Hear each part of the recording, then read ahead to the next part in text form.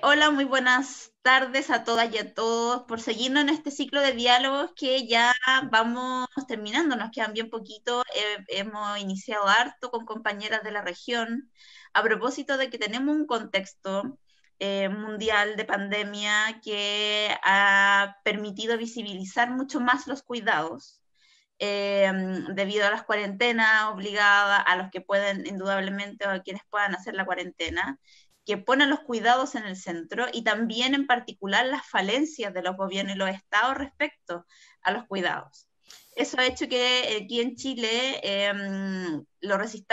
hay un agotamiento muy importante por parte de nuestras mujeres, las cuales están en la multitarea y además perdiendo sus recursos principales, lo cual también se está mirando a nivel de región. Yo estuve revisando índices de la OIT, que de hecho la OIT de repente suele ser un poco más conservadora que otro estudio, y mostraba números bastante desalentadores respecto a cómo se está perdiendo muy rápidamente las fuentes de ingresos debido a los confinamientos, debido a los cuidados, y que en estricto rigor la división sexual del trabajo a la interna de las casas no ha cambiado. Más allá de que pueda estar toda una familia en la casa, la mujer sigue siendo la que tiene que interrumpir su jornada para hacer su teletrabajo y la mayoría del hombre se encierra en un lugar, en una pieza y actúan su jornada, pero ya en su casa. Entonces tampoco hay una distribución equitativa en la interna de la familia, ni tampoco hay una política del Estado que visibilice los cuidados. Entonces, en ese concepto, entrevistamos primero, bueno, tenemos un panel de compañeras chilenas que pertenecen a muchas organizaciones chilenas que están intentando abordar los cuidados en el centro. Entonces, viendo dentro de sus experiencias populares, de diferentes inserciones sociales, cómo podemos ir gestando medidas en Chile, pero también quisimos ver y siempre mirar en esta intención de que el feminismo tiene una solidaridad internacional respecto a las políticas que siempre vamos avanzando, de lo que están haciendo en otras partes. Entrevistamos a Cristina Carrasco, entrevistamos a Verónica Gago de Argentina, Alma Espino de Uruguay, y ahora tenemos a las compañeras que pasaré a presentar acá, con el objeto de poder seguir indagando en lo que nos convoca y en lo que queremos poder, ojalá, salir con algunas orientaciones, porque sin duda la pandemia no va a tener solamente consecuencias ahora en el presente, sino que estas consecuencias se van a extender a mediano o largo plazo. Y eso va a ser algo bastante duro. Y en ese sentido quiero pasar a presentarles a nuestras invitadas, que esta vez el diálogo viene de Colombia y Cuba, lo cual nos tiene muy, muy, muy contentas. Quiero partir señalando que va a comenzar su conversación acerca de cuidados y su experiencia a Natalia Moreno Salamanco, profesora de Economía feminista en la Escuela de Estudios de Género de la Universidad Nacional de Colombia, economista y magíster en estudios de género, integrante de la Mesa de Economía Feminista de Bogotá y del Grupo de Género y Justicia Económica, investigadora en temas de economía de cuidado y política fiscal con enfoque de género. Muy bienvenida, Natalia, y te doy la palabra para que comencemos con la experiencia colombiana. Muy buenas tardes, Daniela, Ailín. Un placer para mí siempre estar contigo, Camila Besna, y a todas las compañeras que han participado en estos eventos, por supuesto muy admiradas y muy colegas nuestras de otros países, economistas, feministas, que nos hemos interesado por conversar sobre estos temas. Como te comentaba al inicio, Daniela, en Colombia hay una falla dura de Internet por estos días. Entonces, por favor, si se me corta, si no se ve lo que proyecto, avísame, yo cierro la cámara. Me ha funcionado estos días cerrando cámara.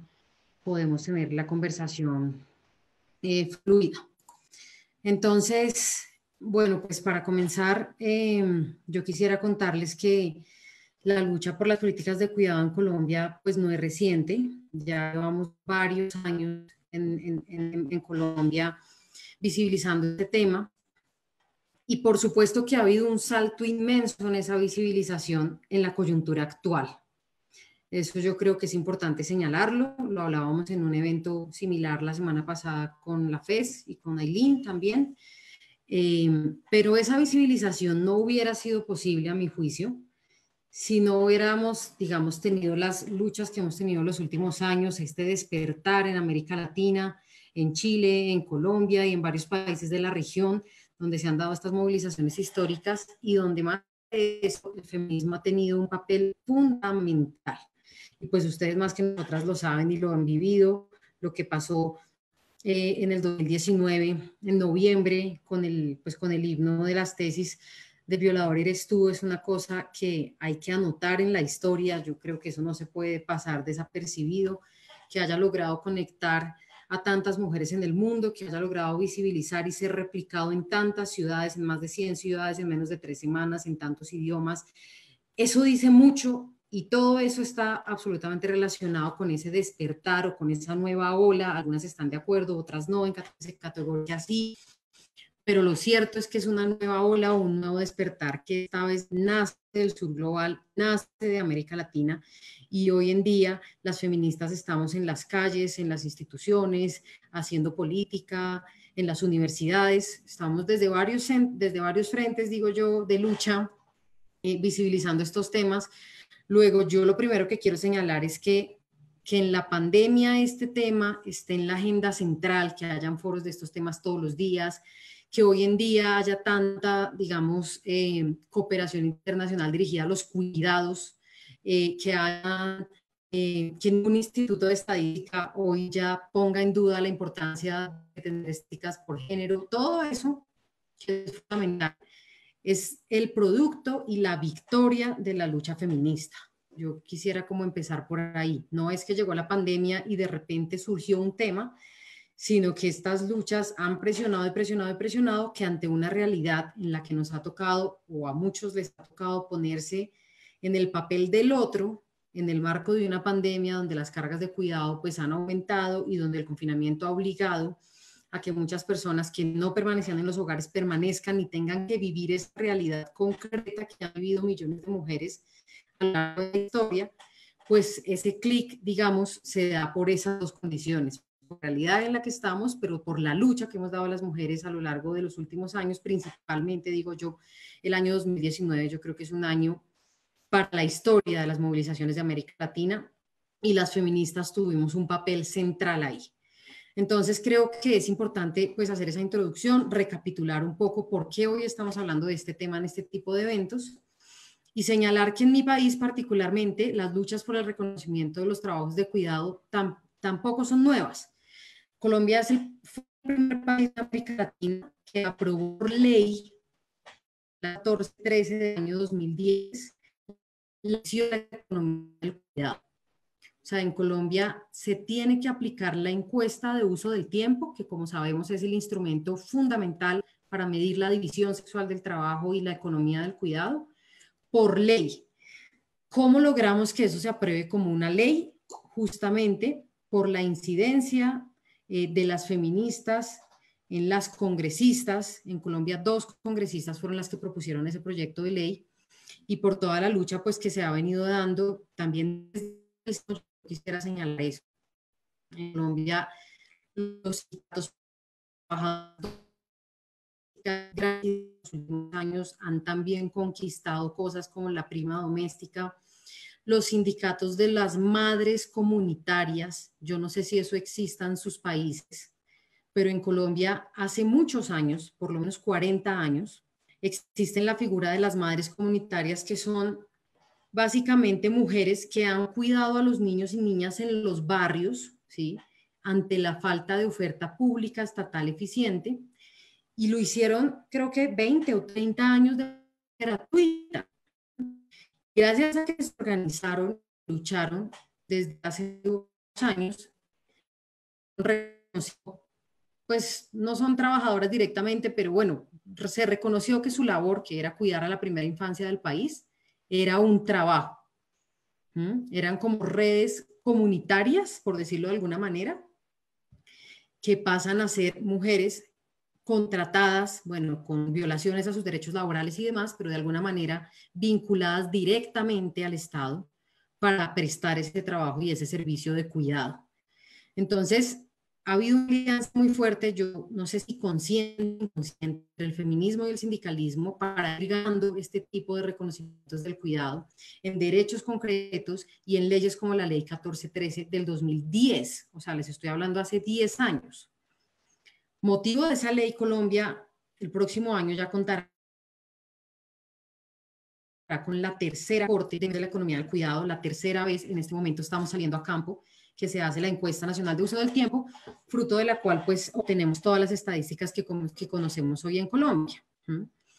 Entonces, aquí el tema pues ha venido ya desde hace varios años, desde yo diría primero un poco la academia, las organizaciones feministas, la mesa intersectorial de economía del cuidado, algunas congresistas que han hecho eco a este clamor, como las que propusieron esa ley, Cecilia López, Lorena Ramírez y más recientemente Ángela María Robledo, que ha sido como la gran vocera del tema de economía del cuidado en el Congreso de la República. Ahora, más recientemente, diría yo, hace 6 años, más o menos 6, 5 años, la incidencia se ha puesto en que todo lo que hemos logrado en la academia, por ejemplo, visibilizar estas categorías, economía del cuidado, trabajo doméstico, que no existía hace unos años y que incluso todavía no existen muchas facultades de economía, nadie sabe, uno habla con los recién graduados y les dice, oye, ¿y tú sabes qué es la economía del cuidado? No, no tengo ni idea de qué me estás hablando, ¿cierto? Todavía nos falta mucha incidencia en los centros académicos, lo cual es súper grave porque esos profesionales son los que luego van y hacen las políticas públicas, ¿cierto? Pero bueno, ahí hemos venido ganando campo. Esa es un poco también la clase que tú mencionabas que yo he dado en la Escuela de Género de Economía Feminista, pero ha sido más difícil entrar en las facultades de economía, más fácil entrar en las escuelas de género. Pero bueno, ahí vamos, luego logramos que se midiera y ahora la pelea, digo yo, es porque esto pase a las políticas públicas. Yo creo que el problema ya está diagnosticado, creo que ya hay algunos instrumentos legales, pero ahora lo que necesitamos es pasar al campo de la acción, de la transformación. Y para eso, creo yo, es clave la coyuntura actual que estamos viviendo.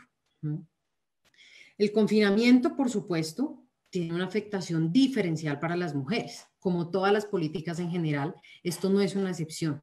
Esta emergencia, como también lo han denunciado muchas feministas que se dedican a explicar cómo las emergencias tienen repercusión en materia de equidad de género, esta emergencia sanitaria también lo tiene, por muchos motivos. Acá hablamos por lo menos de 3. Hay un triple riesgo actualmente para las mujeres en el marco de la pandemia.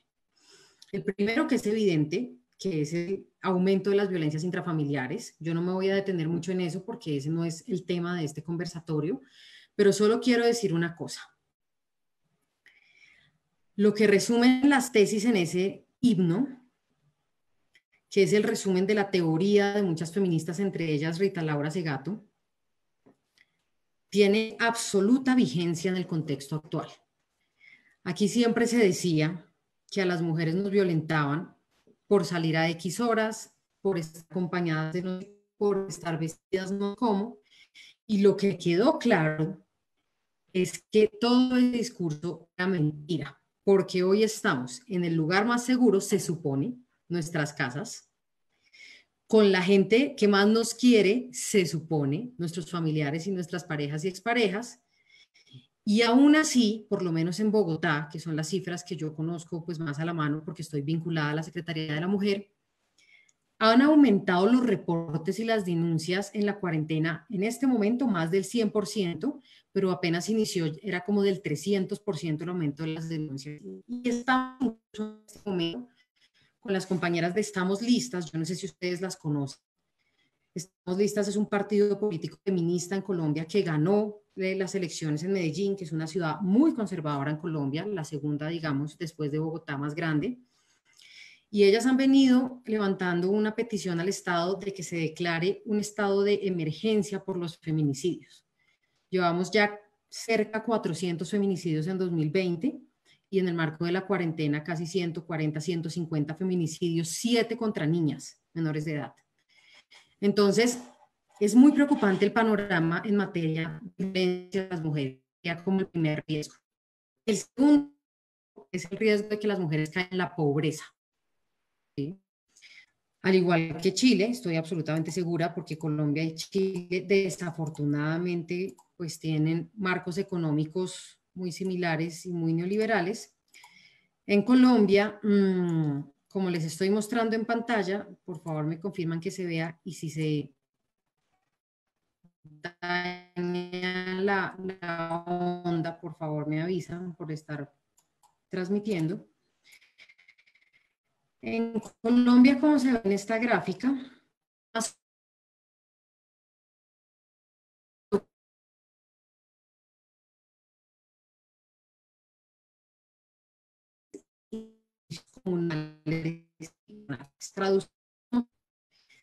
el comercio y los restaurantes es un sector altísimamente golpeado por la pandemia. Sí, eso no, digamos, por ser sectores, como se conocen en la economía, intensivos en mano de obra, o sea, que requieren sobre todo mano de obra, y pues el confinamiento justamente lo que quiere evitar es las aglomeraciones, pues fueron uno de los sectores más afectados. Y los servicios sociales comunales y personales, pues son servicios de salud, que en Colombia, acá les muestro las cifras, el 73%, de nuestro Instituto Estadístico. Las afectaciones para el personal de salud son absolutamente evidentes, ¿cierto? Y también tenemos acá todo el tema de la educación y del servicio doméstico, ¿no?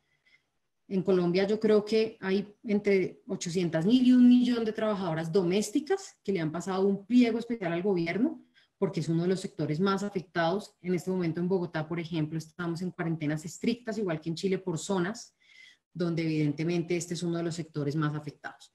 Y súmenle a eso, que están concentradas en los sectores que de entrada se cerraron con la cuarentena, las mujeres, primero, es un indicador cercano a la formalidad, la cotización a pensión. El 62% de las mujeres en Colombia no cotizan a pensión, o sea, están en empleos y trabajos informales, que también claramente son los más golpeados por la pandemia, porque son los empleos que dependen de los ingresos diarios, ¿no?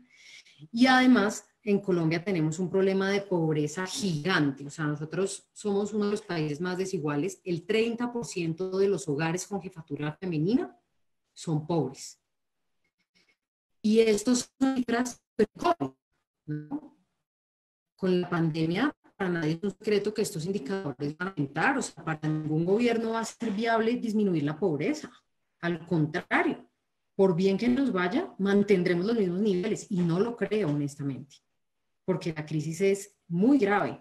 Entonces, yo les muestro estas estadísticas para argumentar lo que les decía hace un segundo, y es que efectivamente hay un riesgo de que las mujeres sigan cayendo y profundicen esos niveles de pobreza con la afectación que tenemos hoy por el COVID y por la pandemia. Y finalmente, el tercer riesgo, el riesgo de las sobrecargas domésticas, ¿no? Que es un poco el conversatorio. Está absolutamente conectado con el tema anterior, porque las mujeres están en la informalidad y en la pobreza, no es justamente por una decisión racional, como dicen algunos, que es que a las mujeres nos gusta estudiar los trabajos donde ganamos, donde pagan menos y cosas de ese estilo que dicen ahora las llamadas feministas libertarias. No sé si en Chile ya llegaron, aquí pues nos tienen todo el tiempo bombardeadas con que las mujeres tenemos dobles jornadas y estamos sobrecargadas porque es una elección personal y racional, muy al estilo, digamos, de la teoría ortodoxa en economía, ¿no? No precisamente por eso, pero bueno, les muestro algunas cifras pre-COVID y les muestro cifras del COVID, las cargas de trabajo doméstico. Aquí es la jornada, ¿cierto?, de las mujeres en Colombia. Acá está. Si ustedes se fijan en la barrita de la derecha, las mujeres en promedio estamos trabajando 13 horas y 24 minutos, ¿sí?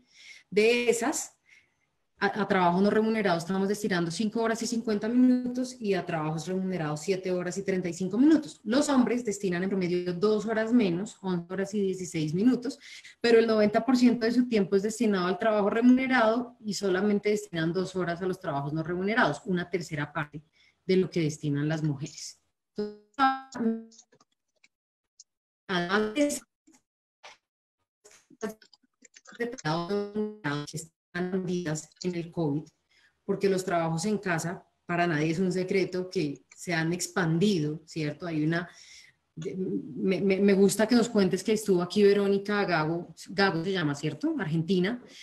Ella explica una cosa muy importante, como en el confinamiento el espacio doméstico se está volviendo el nuevo espacio de explotación capitalista. Entonces las cargas de trabajo remunerado pues se han alargado, las del no remunerado pues mucho más, como les voy a mostrar enseguida, porque evidentemente ya no solo venimos a almorzar a la casa o bueno, no sé, a comer, sino que ahora estamos todo el día y estamos todos al tiempo. Entonces, obviamente que esas cargas de trabajo no remunerado han aumentado. Acá en Bogotá, por ejemplo, un concejal hizo esta encuesta, yo les puedo pues socializar toda esta información, y él preguntó que si se consideraba o no que habían aumentado las cargas de trabajo doméstico. El 80% de las mujeres respondió que sí, obviamente. Aquí, por ejemplo, se pregunta por cuánto consideran que se ha aumentado el trabajo doméstico por estratos. En Colombia hay una cosa que se llaman los estratos. Digamos que son los niveles de ingresos. Yo ni quiero explicar eso porque eso es vergonzoso. O sea, uno en la factura de los servicios públicos le dicen si uno es estrato 1 o 5 o 4 o 3. Pero bueno, eso es digamos, ingresos. Sean media pareciera ser la más de aumento, la clase media alta. Entonces esto es muy interesante porque la afectación de los aumentos de las cargas no es igual por nivel de estratos. Las mujeres de los estratos más bajos no es que hagan menos trabajo doméstico, es que como ya tienen esas sobrecargas normalmente porque no pueden pagar el servicio doméstico, pues no sienten tanto el aumento, pero claro, para la clase media y alta está haciendo un ejercicio, vuelvo e insisto, de ponerse en los zapatos del otro, de darle voz a esa otredad, a las mujeres y a las trabajadoras domésticas, que son las que más tienen dos cargas y jornadas, para darse cuenta, pues que efectivamente, lo que hemos dicho las feministas, esto es un trabajo, esto sí genera producción, esto es fundamental para la vida, etcétera, etcétera. Y finalmente les muestro que más o menos, según los cálculos del concejal, el aumento para el 50% de las mujeres en Bogotá, así ha habido un aumento de más de 3 horas al día de los trabajos domésticos en el marco de la pandemia. Entonces yo creo que eso pues nos muestra el latente riesgo de estas sobrecargas que se traducen obviamente en temas de salud física y mental. Entonces no voy a tener más el diagnóstico, no sé cuánto tiempo me quede, yo solamente quiero cerrar contándoles que gracias a todos esos antecedentes de las luchas de las mujeres, de la incidencia en la teorización de estas categorías, en la academia, en la economía feminista, en lo que hemos podido hacer a nivel legal, en lo que hemos podido medir con estas encuestas, yo creo que es fundamental medir esto. Aquí los cálculos en Colombia dicen que si esto fuese pago equivaldría al 20% del Producto Interno Bruto. Esa es una cifra con la que los economistas ortodoxos se van de para atrás, ¿no? Porque como nunca han dicho que esto es economía, no creen que esto es trabajo, que acá hay producción, y cuando uno les hace la cuenta satélite y les da el dato, entonces ahí sí, hasta ahí fue que empezaron a creernos el cuento, ¿cierto? Y todo eso sumado pues a la pandemia y a la realidad que estamos viviendo y demás, pues para mí hay una oportunidad histórica a todo nivel con esto. No solamente a nivel de políticas públicas, sino a nivel de verdad de las prácticas cotidianas, ¿sí? De democratizar el cuidado, como dice John Tronto, al interior de los hogares, ¿cierto? De poner en práctica eso que dice Simón de Beauvoir, el feminismo es una práctica diaria y una lucha colectiva. Entonces, creo que estamos en esa oportunidad histórica de que los hombres que no han estado confinados, por lo menos en los últimos 100 años, ¿sí?, pues realmente puedan reconciliarse con redistribuir los cuidados al interior de los hogares, ¿cierto? Porque para muchas mujeres, por ejemplo, en Colombia hay 6 millones de amas de casa, se conocen como amas de casa, mujeres que se dedican exclusivamente a los oficios del hogar. Para ellas el confinamiento es la realidad. Ellas viven confinadas. Esa es la verdad. Y el hogar es su espacio de trabajo, hace muchos años, ¿no? Entonces yo creo que hay una oportunidad a ese nivel, pero también al nivel de las políticas públicas. Nosotras en Bogotá particularmente, quiero cerrar con esto, tenemos la fortuna de tener la primera alcaldesa mujer de la ciudad. O sea, los 470 años que tiene mi ciudad, jamás había habido una alcaldesa. Claudia López ganó, le tocó asumir la peor coyuntura que ha tenido la ciudad y el país, y yo, bueno, creo que en los últimos 100 años el mundo, ¿cierto? Y por fortuna, gracias también a la incidencia de las mujeres y del feminismo, ella había firmado en el pacto con las mujeres que firmó, ella firmó unos pactos con todos los sectores antes de ser elegida. Las feministas le habíamos pedido que montara un sistema distrital de cuidados. Ella hizo ese compromiso y ganó. Así que desde enero venimos ese trabajo desde la Secretaría de la Mujer, articuladas con muchos sectores de la administración distrital. Colombia tendrá el primer sistema distrital de cuidado de América Latina. Y yo creo, pues, que eso es una de las políticas públicas que hoy le está dando esperanza a la gente. Porque si algo está sosteniendo y la pandemia son los cuidados, ¿cierto? Y creo que hay un nivel de comprensión de la importancia. Por ejemplo, ¿cómo serían estas emergencias si tuviéramos sistemas de cuidado? Yo quisiera preguntar eso. Si tuviéramos sistemas de salud donde lo que estuviera en el centro fuera la vida, no las tasas de ganancia. Si tuviéramos sistemas de seguridad social que no respondieran a esos intereses propiamente capitalistas. Colombia tiene muchas cosas similares a Chile en eso.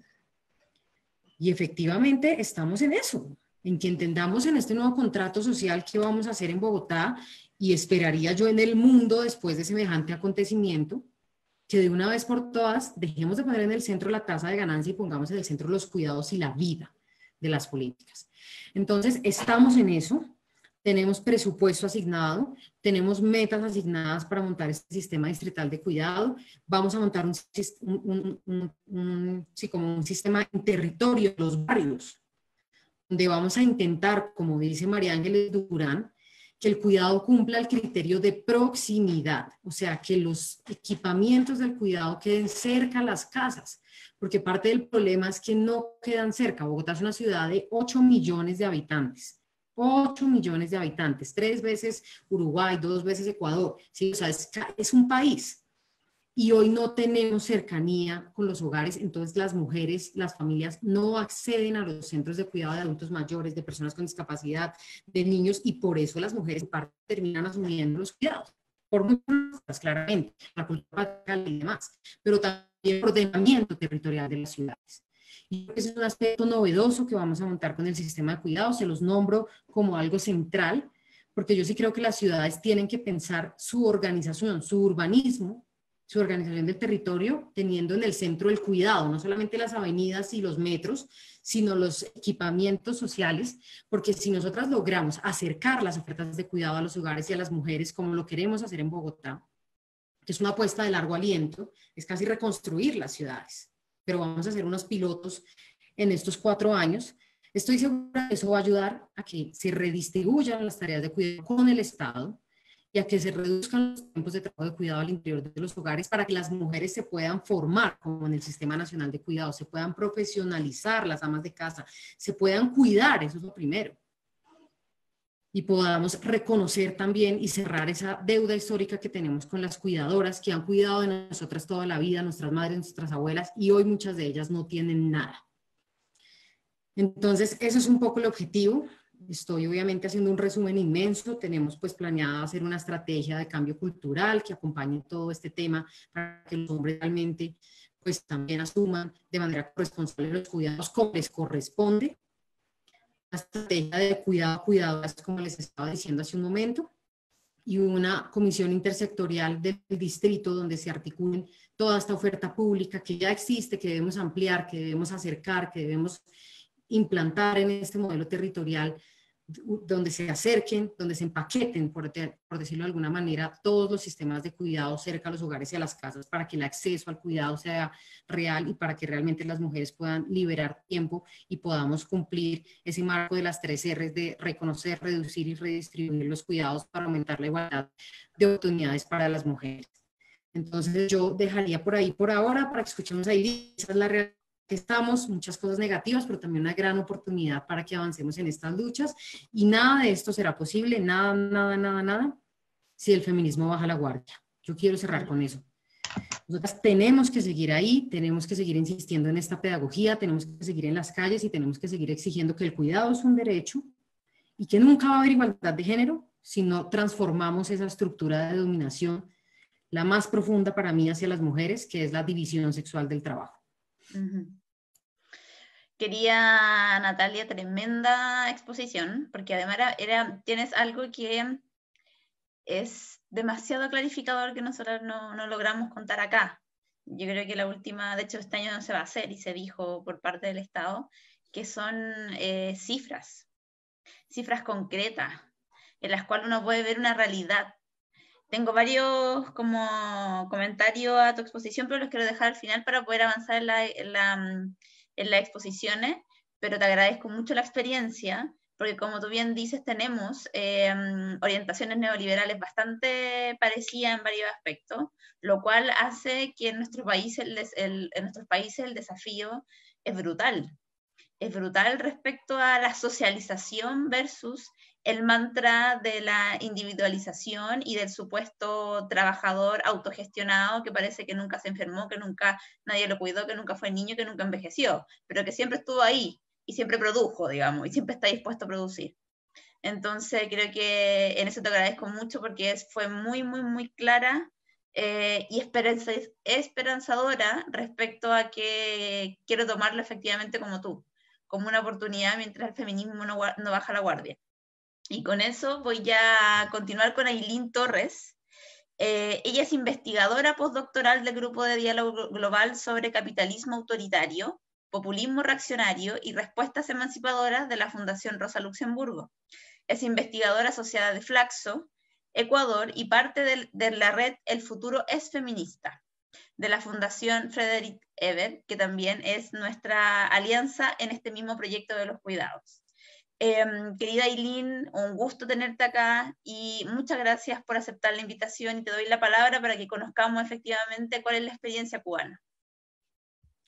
Muchísimas gracias a ustedes, muchísimas gracias a Daniela, Vesna, Camila, un placer compartir con Natalia otra vez, por supuesto, estuvimos juntas hace unos días hablando sobre un tema similar con otras compañeras latinoamericanas, es un placer estar conversando con ustedes y la invitación que nos han hecho es a conectar la discusión actual sobre los cuidados y la discusión sobre cuidados y pandemia con una discusión, digamos, que precede a la pandemia y que va a suceder a la pandemia.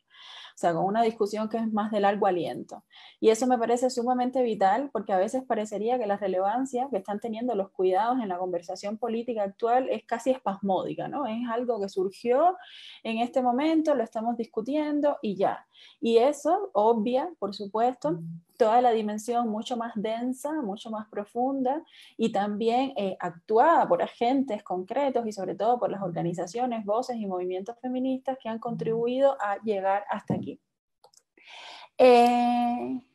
La forma en que se está gestionando los temas de los cuidados dentro de la pandemia me parece que es relativamente distinta en función de los territorios. En América Latina tenemos países donde hay algunos avances más notables y una sensibilidad más clara respecto a cómo gestionar la crisis desde una perspectiva de género y teniendo en cuenta también el aumento del trabajo de cuidados en los hogares y cómo lo doméstico se vuelve esa fábrica social, digamos, donde se está gestionando la vida ahora con más presencia, con más evidencia también, y donde empiezan a converger o donde están convergiendo muchas actividades, gestiones, disputas que antes transcurrían en otros escenarios sociales, pero que en este momento están sucediendo en los hogares.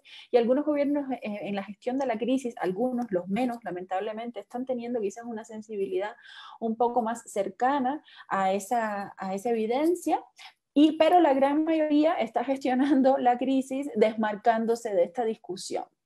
Y eso también es bastante claro cuando miramos de manera general la región. Ahora bien, la situación sobre los cuidados y sobre la política de los cuidados, aunque es diferente en cada uno de los países, y de hecho estamos como parte de la red de la FES haciendo un proceso de diagnóstico regional sobre políticas de cuidados, analizando más de 13 países de la región, aunque hay claves muy distintas porque los cuidados obviamente se interrelacionan con los otros órdenes de explotación y los otros órdenes de dominación. No podemos hablar de los cuidados sin pensar en cuáles son las estructuras socioclasistas, en cuáles son las exclusiones provenientes de los procesos de racialización, de los territorios de procedencia, también de las distintas edades, de los grupos generacionales. O sea, todas estas son dimensiones que, como sabemos, se interseccionan de una manera fundamental. Pero a pesar de que hay que analizar lo coyuntural históricamente y de forma situada, sí hay unas ciertas, digamos, tendencias que atraviesan toda América Latina, o al menos una parte importante de América Latina. Una de ellas, y la quería mencionar antes de entrar al caso cubano, es, por ejemplo, la urbanización de los servicios de cuidados. Incluso en los países donde hay servicios públicos de cuidados más fuertes, tienden a tener una predominancia en los territorios urbanos, por ejemplo, mientras que los territorios rurales están menos habitados por las garantías de derechos relacionados con los cuidados. Por otro lado, la existencia de programas y políticas en relación con los cuidados que hay en todos los países de América Latina, y cuando los comparamos con el resto del sur global, vemos que hay una mayor presencia incluso en América Latina de políticas y programas respecto a los cuidados, pero su existencia no supone una mirada integral ni políticas integrales al respecto, sino que más bien las políticas y programas respecto a los cuidados tienden a ser fragmentadas, focalizadas y relacionadas con eso también maternalistas. Y estoy diciendo todo esto porque se conecta también con el caso cubano, como les voy a comentar enseguida. Esta idea de producir y gestionar el derecho a los cuidados y gestionar los derechos asociados al derecho al cuidado de forma familiarista en primer lugar, asumiendo que las familias son las principales responsables de gestionar la vida y de gestionar los cuidados. Y por otro lado, en clave maternalista, según la cual las mujeres no solo somos las principales responsables del cuidado, sino que lo hacemos mejor. Esta idea de que somos las mujeres, no es que nos toca, es que además lo hacemos mejor. Y si una mujer es la encargada del cuidado, entonces ese cuidado está mucho mejor garantizado que si lo hace su compañero varón, ¿no? Entonces, incluso eso llega al punto de excluir, y en el caso cubano ha sido así en determinados periodos de tiempo, de excluir la posibilidad de que existan hombres cuidadores dentro del sistema público.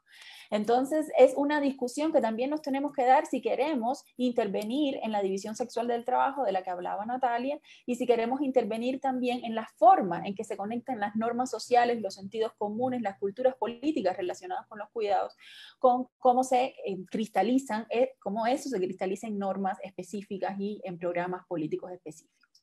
La feminización de los cuidados sabemos que es una norma en todo el mundo, también en América Latina, también en Cuba. El subsidio por parte de las mujeres a los estados y a la economía monetizada, de la cual hablaba Natalia, la contribución de las mujeres es muy alta con su trabajo doméstico y de cuidados no remunerados.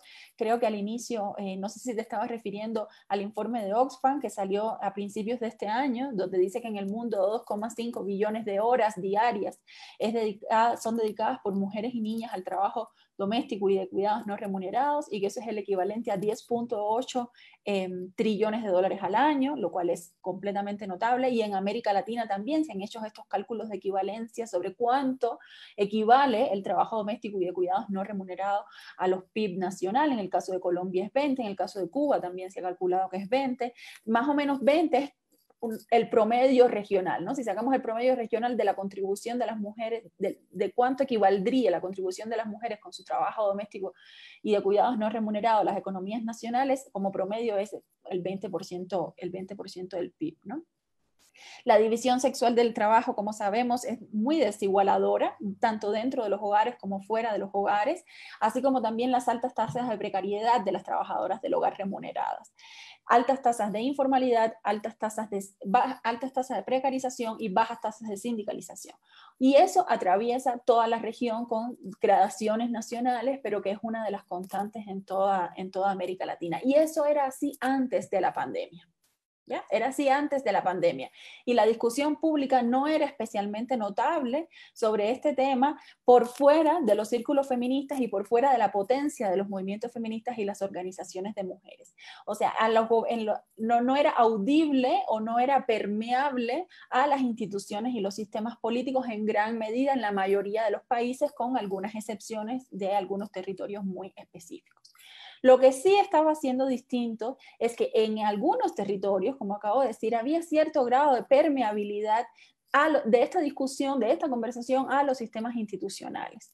Lo que estaba pasando previo a la pandemia en algunos territorios de Colombia, como acaba de decir Natalia, especialmente en Bogotá, Medellín, Cali, también en México, también en Argentina y bueno, en Uruguay con su sistema integral de cuidados, evidenciaba que la discusión, la disputa, la tematización de esta discusión estaba alcanzando algunos espacios institucionales, algunos espacios políticos. Ahora bien, otro de los elementos que yo creo que es importante analizar a la hora de pensar la discusión sobre los cuidados en nuestros países es la medida en que nuestros sistemas constitucionales habilitan o no habilitan una mayor discusión al respecto y permiten o no permiten acoger la discusión al respecto, porque tenemos países donde al menos en clave constitucional está reconocido el trabajo no remunerado, doméstico y de cuidados como trabajo, mientras que en otros países como en caso de Cuba, por ejemplo, el trabajo continúa conceptualizándose políticamente exclusivamente en clave de trabajo asalariado. Y eso no es menor, es completamente importante porque los sistemas normativos que tengan una apertura a reconocer el trabajo no remunerado como trabajo también abren la puerta no solamente a una mayor discusión al respecto, sino permiten un mayor alcance en términos de política, en términos políticos concretamente, de esa discusión. Y es más fácil la exigibilidad de los sistemas institucionales y normativos de acoger la discusión sobre los cuidados si se reconoce que el trabajo no remunerado es también trabajo que si no lo es, ¿no? Entonces, concretamente, ¿qué es lo que estaba pasando en Cuba? ¿Qué es lo que ha pasado en Cuba? En Cuba la discusión sobre los cuidados y muy especialmente sobre los cuidados infantiles es una discusión de vieja data.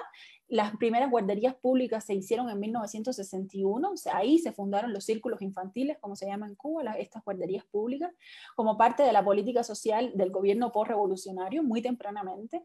9 años después ya había más de 600 guarderías públicas en todo el país y continuaron creciendo progresivamente, aunque no a un ritmo tan acelerado, no a un ritmo tan acelerado durante los 70 y los 80, pero sí continuaron creciendo hasta los 90. Y esa discusión fue parte, además fue heredera, digamos, se colocó en la estela de la discusión que tenía el aseguramiento público de los cuidados dentro del campo socialista. ¿Ya? Algo muy similar había sucedido en el campo socialista en Europa del Este, y los cuidados estuvieron en agenda muy temprano en ese territorio del mundo, ¿no? En ese territorio sociopolítico. En 1980, por ejemplo, mientras las mujeres eran la mitad de la fuerza laboral, eran la mitad de la fuerza laboral en Europa del Este, en América Latina, éramos todavía el 22%. Y eso fue así también porque se desplegó una política pública relacionadas con los cuidados, especialmente con los cuidados infantiles, que posibilitó la incorporación de las mujeres al trabajo asalariado. Porque se suponía también, la premisa política que estaba detrás de eso es que eso iba a asegurar la liberación, la emancipación de las mujeres, que era la clave en la que se discutía entonces. Hoy sabemos que la incorporación de las mujeres al trabajo asalariado no asegura la desactivación de la división sexual del trabajo, tampoco su liberación y tampoco su emancipación, aunque eso no desconoce la necesidad de asegurar mayor autonomía económica de las mujeres, aumentar sus capacidades de negociación dentro y fuera de los hogares, y sí sabemos que en eso, en la cantidad y la cualidad de la fuerza laboral femenina asalariada, incide la medida en que en que contemos con políticas públicas de cuidados. Eso es completamente vital, ¿no?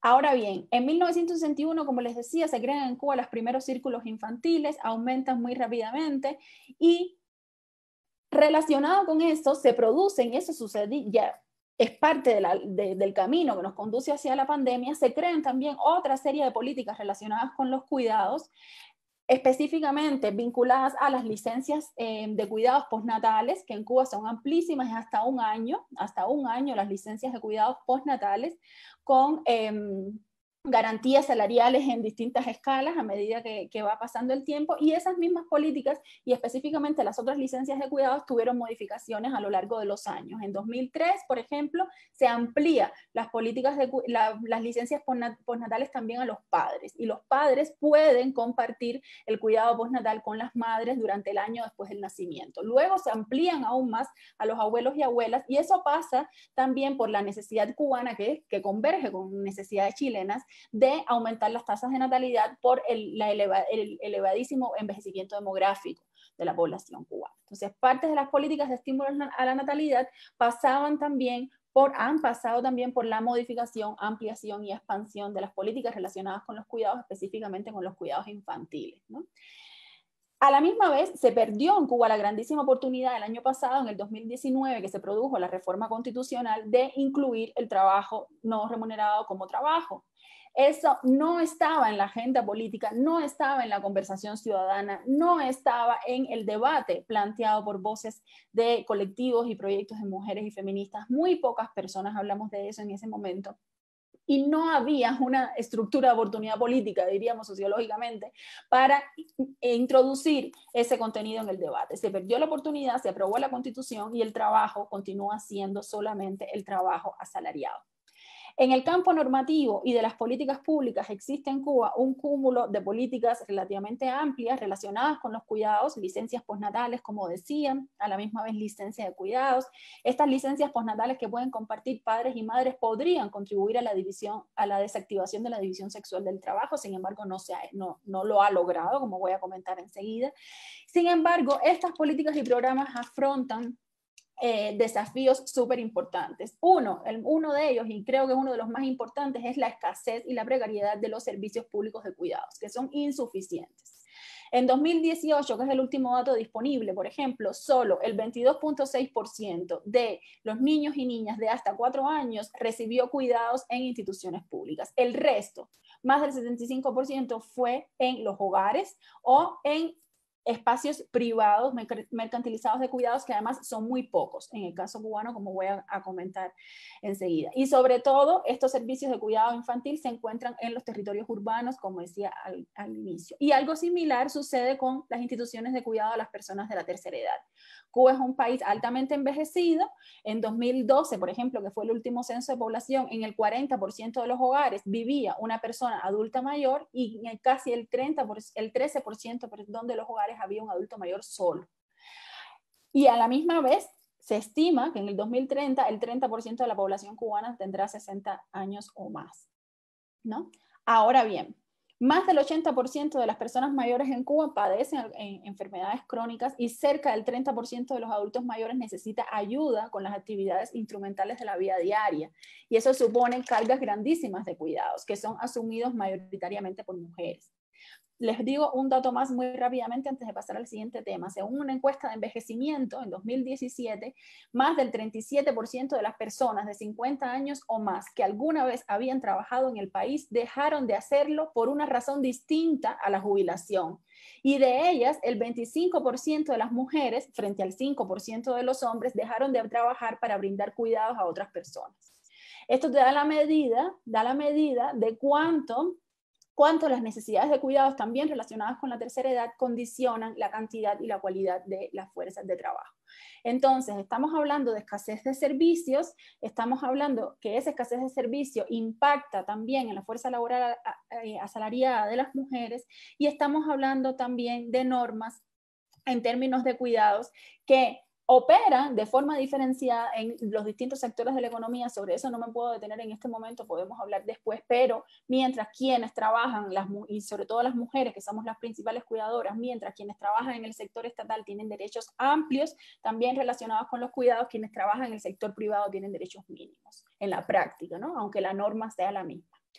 Ahora bien, en el campo de los servicios privados, los servicios privados de cuidado se aprueban muy recientemente, en los 90, en general son muy onerosos para las familias cubanas, son extremadamente caros, con lo cual si bien están ahí y cubren un por ciento de la demanda, no es representativa todavía, y la mayoría de los cuidados se continúan gestionando en los hogares, y eso me parece sumamente importante de remarcar. Y por otro lado, que carecen de regulaciones y de seguimientos institucionales, aunque también se está discutiendo de eso dentro del sistema institucional. A finales del 2019 hubo un seguimiento por una comisión parlamentaria respecto a los cuidados, que sobre todo los infantiles, que se aseguran en los espacios privados.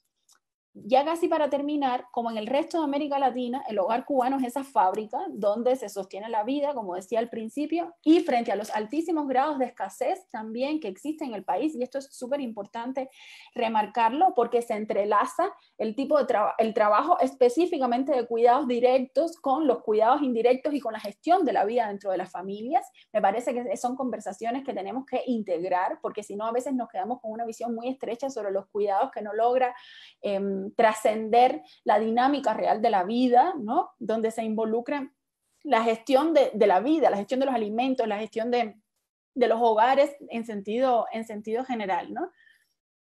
Ahora bien, cuando, como sabemos, también en Cuba, cuando no hay un cupo para un círculo infantil, para una guardería pública, siempre hay una mujer que cuida. Cuando hay alguien dependiente, es una mujer de la tercera edad, es una mujer quien cuida. Cuando una mujer enferma, otra mujer la cuida. Eso me parece importante remarcarlo una y otra vez. Y en el caso cubano, según la encuesta, la última encuesta sobre uso del tiempo, las mujeres dedican un promedio de 37 horas semanales al trabajo no remunerado. Estamos hablando de prácticamente un trabajo a tiempo completo, ¿ya? Y la brecha respecto a los hombres es de 14 horas.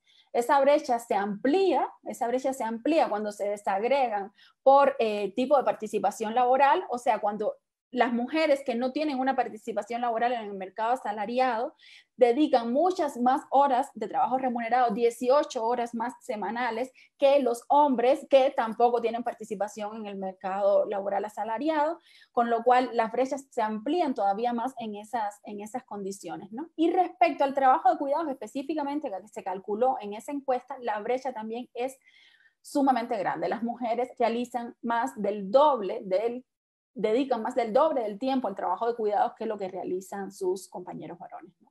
Y eso se asienta, como decía antes, en normas sociales que también reproducen, no solo a nivel institucional, sino también de subjetividades y sentido común, reproducen esa división sexual del trabajo. El número de hombres que son cuidadores dependientes, digamos, son cuidado dependientes, es también altísimo en el caso cubano, y eso se expresa y se verifica en este tipo de estadística que les acabo de comentar, ¿no? Entonces, en esas condiciones, ya en 2 minutos o 3 termino, en esas condiciones llegó Cuba a la pandemia, en una crisis de cuidado que precedió a la pandemia. ¿Y qué pasó durante la pandemia? En el caso cubano está habiendo una excelente gestión epidemiológica de la crisis sanitaria. El sistema de salud nunca colapsó. El número de fallecimientos ha sido extremadamente mínimo respecto a otros países de la región. No llega a 90 personas fallecidas en toda la crisis. Y en este momento ya estamos en una desescalada importante donde la mayoría de las provincias del país han pasado a fases de regreso a la nueva normalidad, digamos. Y a la misma vez que ha sucedido eso, la crisis económica arreció. La crisis económica en Cuba en este momento es sumamente grave, y eso está suponiendo un aumento también muy acelerado de la escasez y un aumento potencial que muy seguramente sucederá de la desigualdad. Y eso tiene un impacto directo en la forma en que se ordenan los cuidados. Es de esperar, aunque no hay cifras, que el trabajo de cuidados, el trabajo reproductivo y el trabajo no doméstico de los hogares haya aumentado, por supuesto, y aumentará más en función de la crisis económica, y la discusión política sobre eso continúa siendo sumamente tímida. Lo que sucedió en la pandemia en términos de políticas sociales concretamente fueron 2 cosas. Se implementaron políticas de protección salarial, y esto fue como un eje sistemático que fue disputado, incluso porque al principio esas políticas de protección salarial no incluían a las madres de niños menores de 5 años, o sea, a preescolares, porque se suponía que las guarderías públicas iban a seguir abiertas, pero las guarderías públicas cubren menos del 23% de las necesidades de cuidados, y se disputó eso a nivel ciudadano y se amplió la medida de protección salarial para todas las madres específicamente. Y por otro lado, hubo un programa, un despliegue de acompañamiento a las personas adultas mayores en los barrios para acercarles sobre todo los bienes más necesarios para la vida, y eso funcionó en algunos territorios mejor y en algunos territorios peor. Es muy probable que el trabajo de cuidados y el trabajo reproductivo aumente, y es muy probable también, y esto me parece que es súper importante para la post-pandemia, es muy probable que eso ocasione un retraso en la incorporación de las mujeres al trabajo asalariado, las que estaban participando del mercado laboral asalariado, o bien una continuidad de la altísima cantidad de tiempo que es necesario dedicar en los hogares al trabajo de cuidados y doméstico no remunerado, producto de la escasez creciente en el país. Y por otro lado, con esto termino, se llegó también a la pandemia con relativamente poco debate respecto a los cuidados.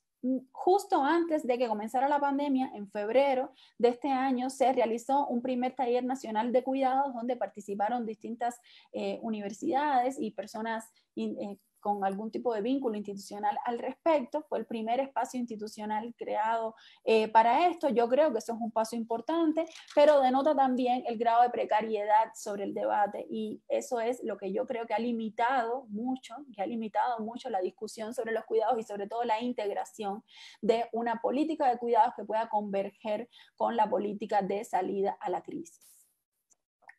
El tema de los cuidados no es un tema que está en el vocabulario político, no es un tema que está en la conversación ciudadana todavía, y me parece que eso es completamente vital para el caso cubano. El empuje que está teniendo estas cuestiones en América Latina me parece que podrían influir muy notablemente, que podrían influir poderosamente en este sentido también para movilizar la discusión en el país y lograr poner a los cuidados, que es lo que estamos demandando desde muchos lugares y muchas voces, lograr poner a los cuidados al nivel de la salud pública y de la educación, del acceso al agua y del acceso a la comida, del acceso a bienes básicos, porque es también una necesidad básica. Y lograr incluirlo dentro de las políticas de protección social, dentro de las políticas laborales en general, y lograr instalar una discusión de los cuidados como un derecho. La idea de que los cuidados son un derecho es completamente vital, y a la misma vez asegurar la garantía de ese derecho tanto para las personas que necesitamos cuidados como para las personas que ofrecemos cuidados. Me parece que eso es parte de un eje central de la discusión que estamos proponiendo desde la región. Me parece que Cuba todavía está en pañales, digamos, en ese tipo de debates respecto a los cuidados, muy lamentablemente, y que el tipo de discusión, el tipo de programas y de políticas que existen efectivamente en el país y la cobertura social amplia, por ejemplo, en relación a salud y educación, no se corresponde con las necesidades de cuidados que son inhabilitantes para la autonomía de las mujeres y para el desarrollo también de sus capacidades de negociación dentro y fuera de los hogares. Con eso me quedo hasta aquí. Ailín, muchas gracias. También fue, yo creo que demasiado aprendizaje en esta exposición. Incluso con lo que tú señalabas, como que no era un panorama tan alentador el cubano, es 1000 veces más alentador que el chileno. O sea, es brutal la posibilidad que tienen de cómo han abordado la pandemia y cómo también tienen una conciencia de que tienen que poner los cuidados al centro como un derecho y como un trabajo. Entonces son cosas que hay un empuje a que tenga que ser un debate público, que al fin y al cabo, porque la política, en estricto rigor, es como que no existiera, más allá de que está siendo cada día más evidente. Entonces, como decía Natalia, el mantener la guardia arriba y empujar nos permite que esto no termine después simplemente cuando se alce el tema de la pandemia, porque por ejemplo los últimos estudios que han mostrado acá en Chile decían que el tema de la pandemia generó un retraso de 10 años de lo que se había significado el ingreso de la mujer al mercado laboral. Entonces, imagínate todo el tiempo que había costado en diferentes sectores y ahora hay un retraso de 10 años solo en el producto de la pandemia. Entonces, es muy, muy clarificador tu exposición. Y para que, bueno, como les decía, yo quiero hacer un par de preguntas para el final, y ahora quiero darle la palabra a nuestra compañera chilena, Vesna Madariaga, para que lo puedan conocer. Ella es dirigente de la Asociación Nacional de Funcionarios del Ministerio de la Mujer y Equidad de Género acá en Chile, vocera del Comité de Trabajadoras y Sindicalistas de la Coordinadora 8 de marzo, socióloga y especialista en violencias y políticas de igualdad. Ella también les quiere hacer una pregunta porque sin duda y con su nivel de inserción en diferentes organizaciones de mujeres y feministas, esta pregunta y el tema de los cuidados es algo que al fin y al cabo nos quiebra la cabeza todo el día. Así que le doy la palabra, querida Berna.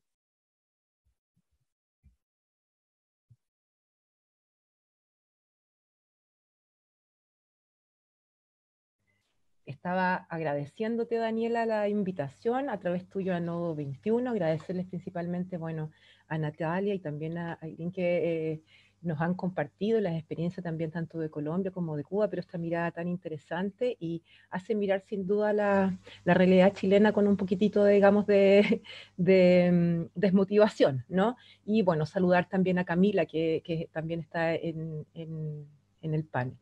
Tengo una pregunta que hacer que me gustaría poder compartirlas con ustedes. Y la verdad es que antes de eso quería precisar un poquitito de contexto, ¿no? Antes de poder hacer la pregunta. Compartir que el desempleo en Chile se ha disparado alcanzando cifras históricas.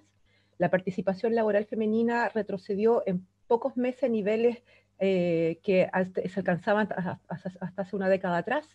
La mayor parte de quienes subsisten en formas de autoempleo en Chile y que han quedado sin ingresos en contexto de la pandemia son mujeres, son las primeras que salimos expulsadas masivamente del mercado del trabajo, y que en esas condiciones, y hoy día en este contexto, sin escuela, sin salas cunas, sin redes de apoyo familiar, se ven obligadas a optar entre el trabajo asalariado y la crianza u otras formas de cuidado, ¿no? En el intertanto, las mujeres trabajadoras nos vamos endeudando, ¿no? Estamos obligadas a la deuda para comer, para estudiar, para costear los problemas de salud, para vestirnos, ¿no? La deuda condiciona nuestra voluntad de organización frente a nuestras condiciones laborales y por tanto trabajamos también más horas para poder solventar esas deudas, ¿no? Trabajamos más horas extras o en distintos trabajos precarios.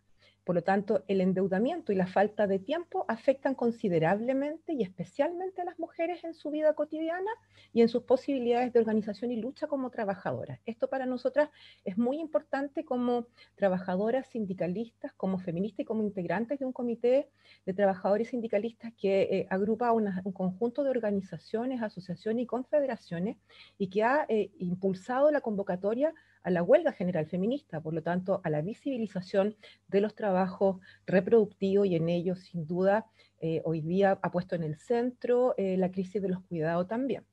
Y desde ese lugar nos resulta muy importante hacer esta lectura, ¿no?, de crisis de cuidado que nos invita también en este diálogo a hacer, digamos, Nodo 21, es que tenemos una mirada interseccionada y develamos ahí una relación entre lo que es el Estado en esta crisis de cuidado, la deuda por lo ya expuesto, las violencias de género, ¿no?, que están presentes y en esta crisis de cuidado.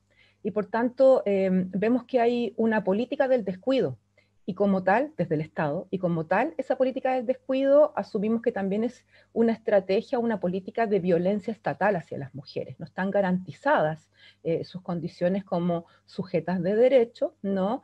No tenemos garantizadas políticas de cuidado sin duda, y por tanto, si estarían de acuerdo con esta mirada que intersecta la dimensión del Estado, la dimensión de la deuda, mercado, ¿cierto?, la dimensión de las violencias de género y cómo se interrelacionan con la crisis de cuidado, la pregunta vendría acá y nos gustaría que pudiesen reflexionar desde las experiencias propias, desde la economía feminista, el cómo avanzamos como región hacia un proyecto político que sea radicalmente transformador de esta realidad, que permita construir una plataforma feminista de acción común, pero con la centralidad de los cuidados, que ponga, digamos, los cuidados en el centro, y que incluya sin duda esta socialización de los trabajos reproductivos, no remunerados, en lo que nosotras estamos levantando como propuesta, que es un sistema único de cuidados, plurinacional, feminista y comunitario. ¿Sí? Y de alguna otra manera, tanto Natalia como Ailín han dado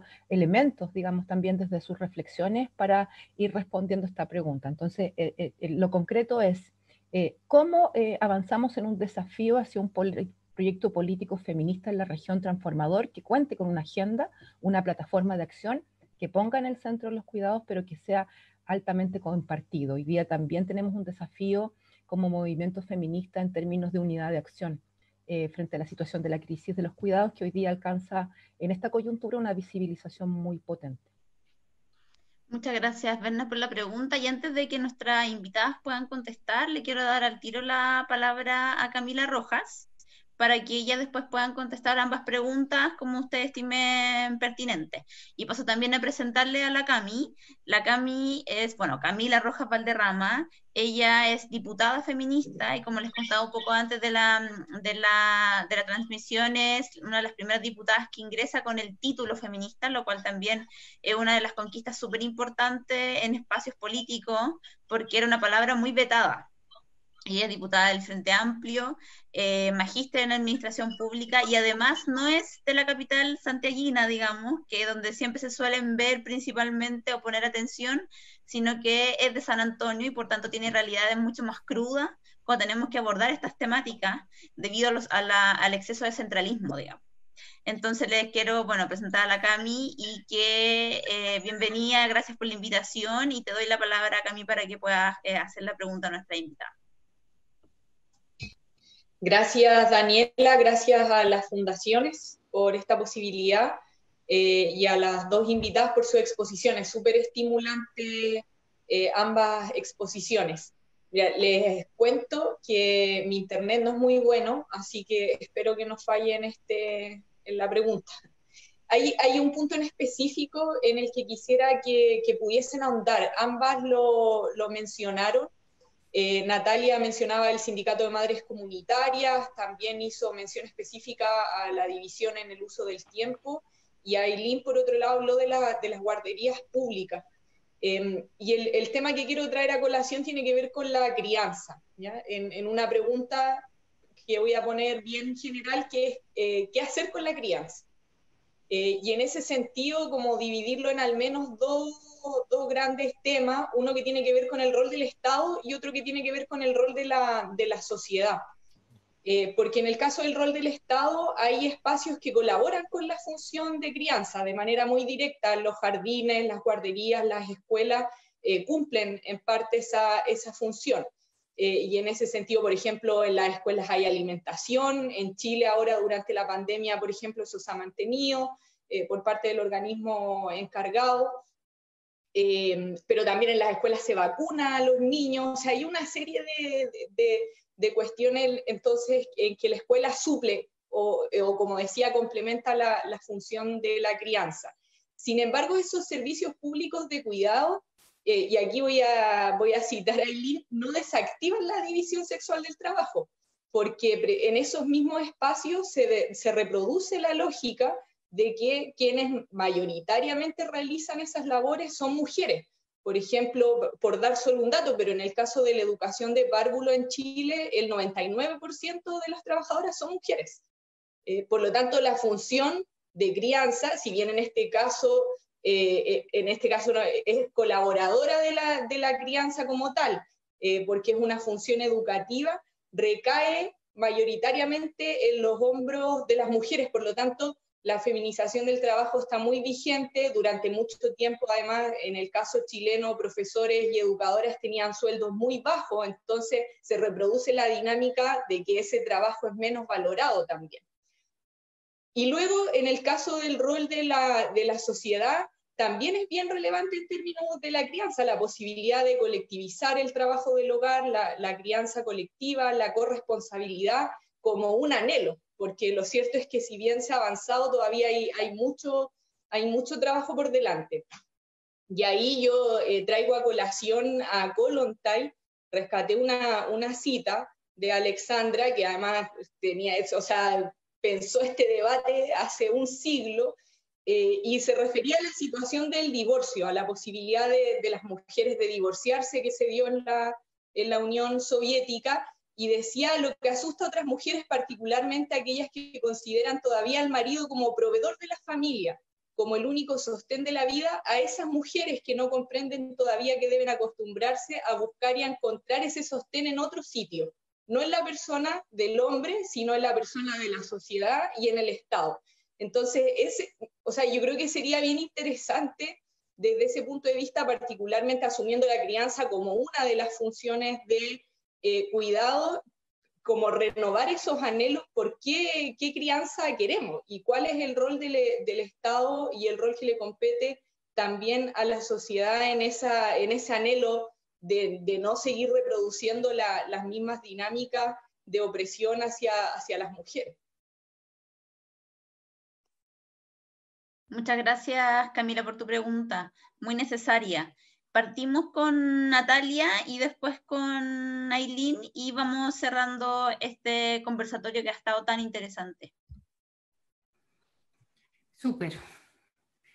Vesna, Camila, pues muchas gracias y muchas felicitaciones pues por todo lo que hacen. Pues me place mucho conocerlas y que sigamos articulando trabajos en América Latina. Entonces, bueno, yo voy a empezar por la última pregunta. Yo creo que ese es un debate muy fuerte del feminismo, lo que tú planteas. Y quiero empezar primero diciendo, yo soy una ultra mega fiel seguidora de una socióloga francesa que se llama Christine Delphi, se las recomiendo mucho. Sus textos están en francés, pero hay algunas traducciones. Ella es una feminista marxista, pues que recoge mucho la teoría marxista ortodoxa y la desarrolla, digamos, para la explotación de las mujeres en lo que ella llama el modo de producción doméstico. Y ella plantea, pues una cosa que acá todas entendemos, pero que quiero recoger, y es que evidentemente toda sociedad necesita dos cosas sobre de la producción de bienes y servicios, que diríamos que es lo que vio la teoría marxista ortodoxa y donde desarrolló toda su teoría sobre la explotación y la plusvalía, ¿cierto? En el mercado, en el ámbito, digamos, mercantil, y la reproducción de la fuerza de trabajo de la vida, que es básicamente lo que propone la economía feminista, creo yo, retomando a las feministas marxistas de los años 70. Y en ese sentido, si necesitamos de ambas cosas,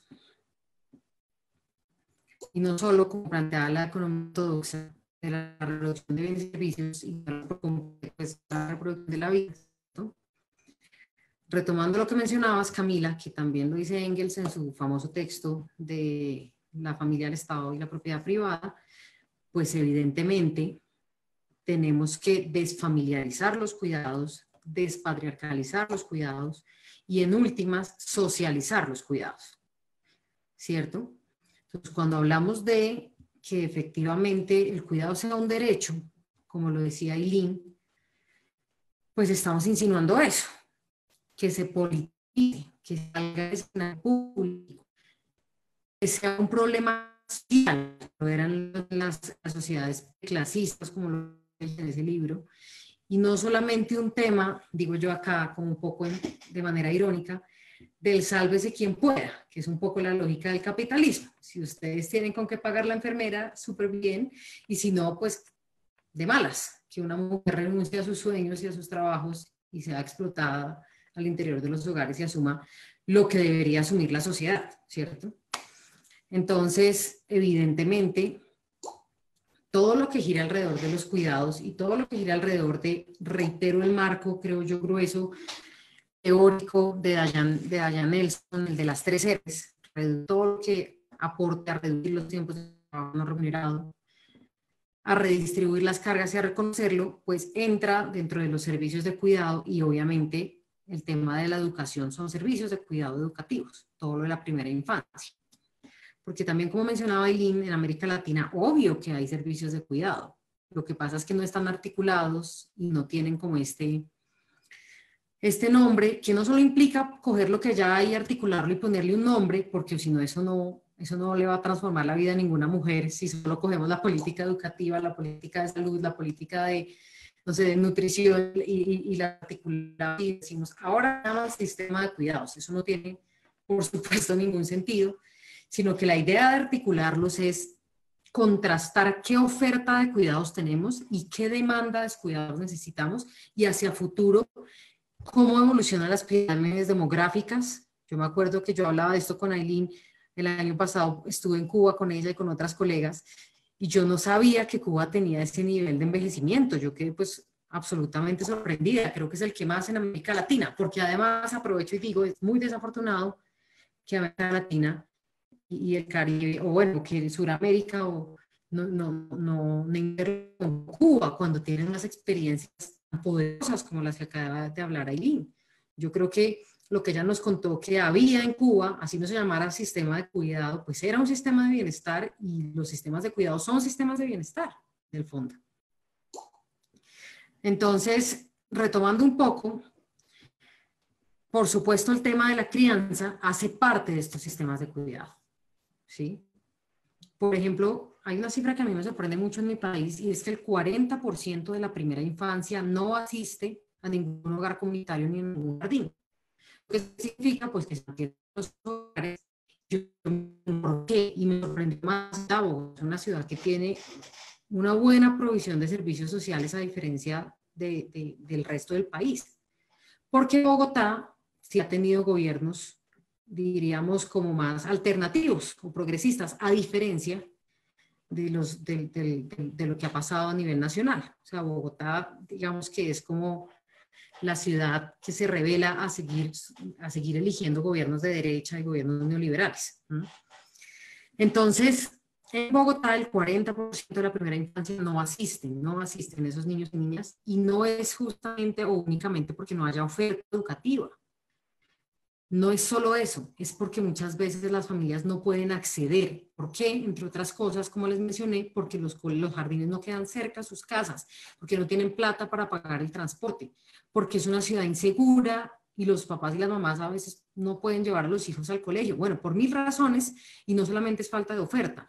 Entonces, la idea de articular esto es pensarse todo eso, pensar los cuidados, pensar la proximidad, poner el centro de la perspectiva de género en las políticas, y no, como nos decía Eileen, un montón de políticas de cuidados articuladas donde no se piensan los tipos, donde el objetivo no está en las 3 R's, sino en otras cosas. Entonces, eso es fundamental. Y en ese sentido, por supuesto que soy una convencida de que el Estado debe asumir las tareas de la primera infancia, debe haber suficiente oferta pública.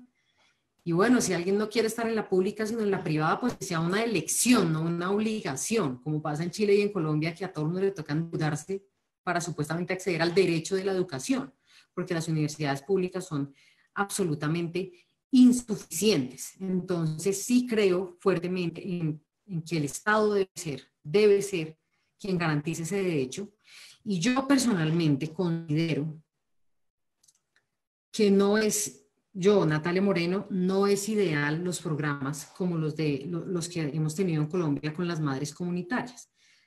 Reitero, el origen de las madres comunitarias es por la falta de oferta pública, por la ausencia de oferta pública.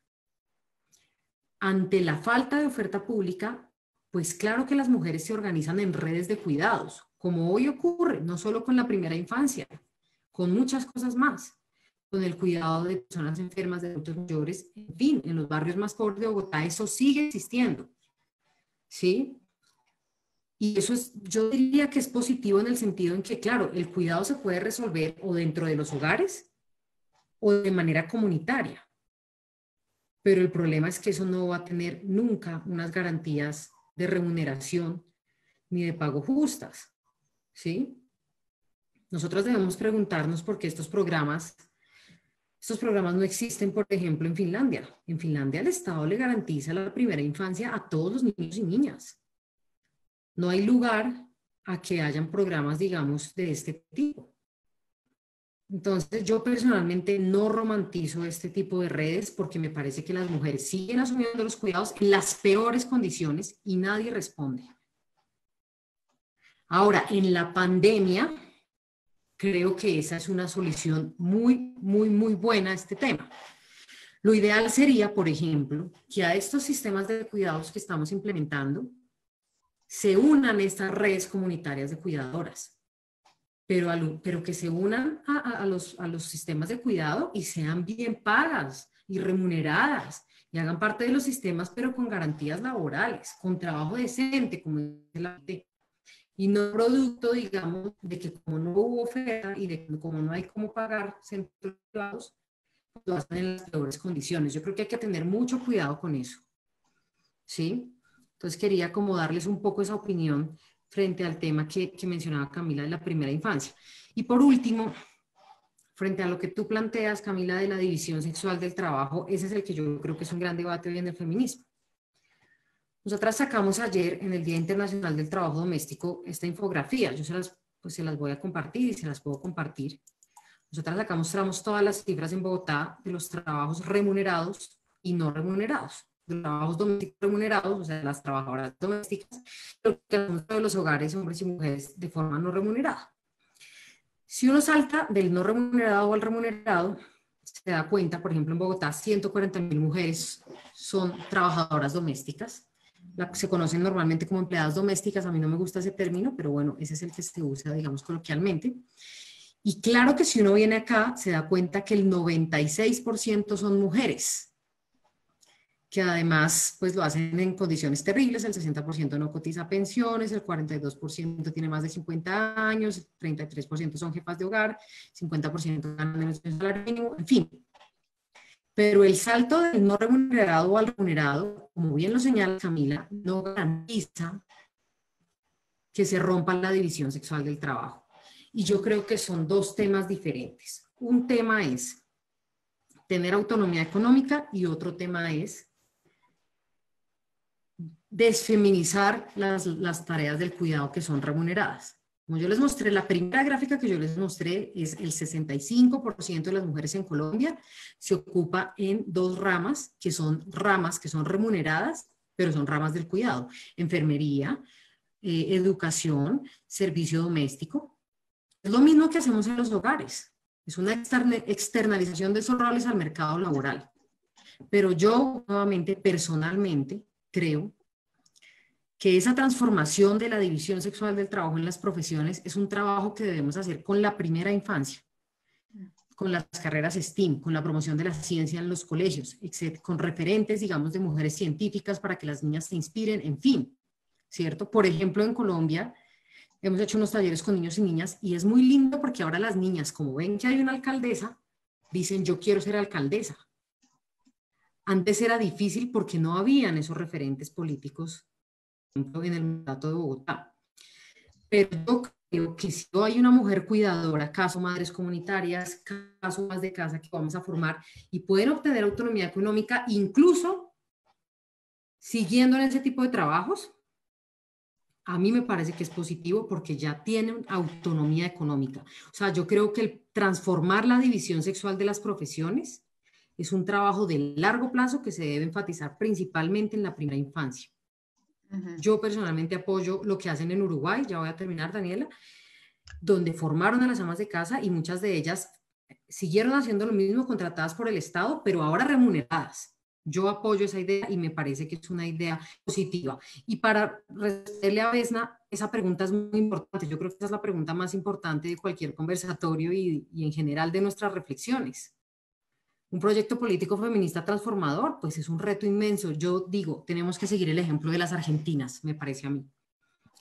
Las argentinas, el movimiento feminista hace unas ¿cómo se dice? Unas reuniones, no sé, unos encuentros nacionales al año, donde entiendo que van más de, yo no sé, 40.000 o 50.000 mujeres.